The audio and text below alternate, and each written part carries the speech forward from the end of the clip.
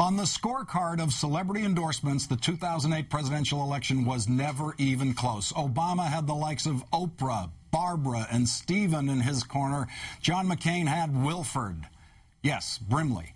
In our number 2 story, the celebrity factor has been a non-factor during President Obama's campaign for health care reform. But with a new ad out today, Will Ferrell and friends hope to change that.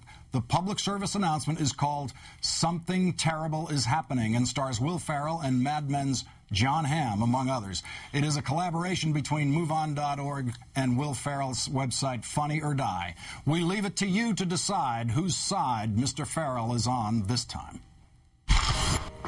Something terrible is happening. Something terrible is happening. Something terrible is happening. Something terrible is happening. Health insurance executives are getting a bad rap. As the healthcare debate heats up, we need to remember who the real victims are. Health insurance executives. People are saying a lot of mean things about health insurance companies and their executives. And it's got to stop.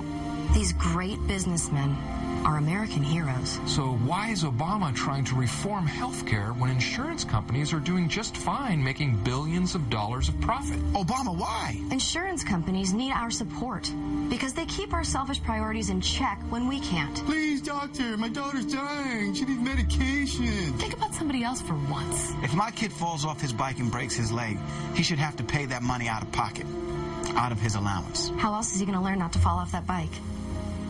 And insurance companies are detail-oriented enough to deny claims for things like typos. If you spell something wrong, do you really deserve surgery? I don't think so. 80% of the American public support the public plan because it would give quality care people can actually afford. But when you think about it, who's really supporting it other than 80% of the American people?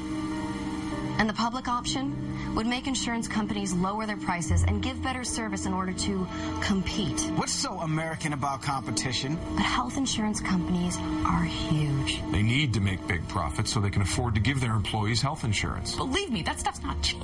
It makes sense. Insurance company CEOs have a right to their American dream. And it's 5 houses, a private plane, $500 million in your pocket, and a mini zoo in your backyard for exotic animals like a white tiger and pygmy horses. Insurance companies offer you variety. They can change the price and terms of your plan at any time or stop covering you altogether. Do you want to get rid of those options?